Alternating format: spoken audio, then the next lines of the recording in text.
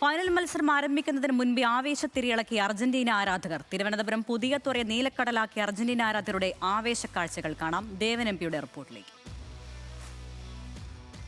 ലോകം ഫുട്ബോളിന്റെ ആവേശത്തിലാണ്. കേരളവും ഒട്ടും പിറകിലല്ല. അർജന്റീനൻ ആരാധകർ ഇന്ന് അർജന്റീന ഫൈനലിൽ വിജയിക്കുന്നതിന് മുൻപ് തന്നെ അവരുടെ ആഘോഷം തുടങ്ങിയിരിക്കുന്നു. ഞാനിപ്പോൾ നിൽക്കുന്നത് തിരുവനന്തപുരം പുതിയതുറയിലാണ്. ഇവിടെ കടലിന് അഭിമുഖമായി ഒരു ആവേശ കടൽ തന്നെ ഒഴുകുന്നു എന്ന് പറയാം. ആ കടലിന് ആ തിരമാലകൾക്ക് നീലയും വെള്ളയും കലർന്ന നിറമാണ്. അർജന്റീന ആരാധകർ ഇപ്പോൾ തന്നെ അവരുടെ ആഘോഷം തുടങ്ങിയിരിക്കുകയാണ്. ഇന്ന് എങ്ങനെയാണ് ഫൈനലിൽ എത്രമാത്രം വിജയപ്രതീക്ഷയുണ്ട്? മെസ്സിയാണോ ഇന്ന് ഗോൾ അടിക്കുക? ഒരു പ്രത്യേകതയുണ്ട്. അർജന്റീന ആരാധക കൂട്ടത്തിൽ ഒരു സ്പെയിൻ ആരാധകരെ കണ്ടിരിക്കുന്നു.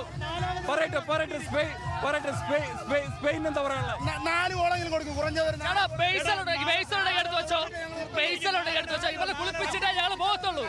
പന്നികളിനട കൂട്ടമായ ഒരു ഉയർന്നെടുപ്പുണ്ടെങ്കിൽ അവിടെ ഒരു ബിസിക ഉയർക്കും.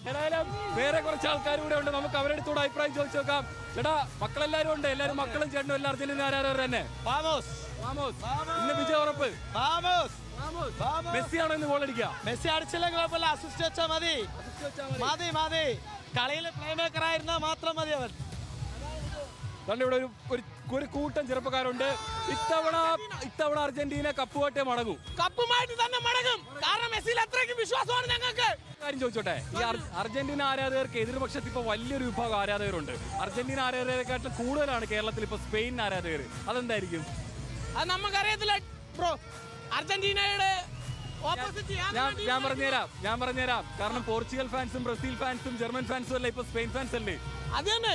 അതാണ് മെസ്സിക്കെതിരെ ആര് കളിക്കുന്നോ അവരെല്ലാരും എതിരാണ്.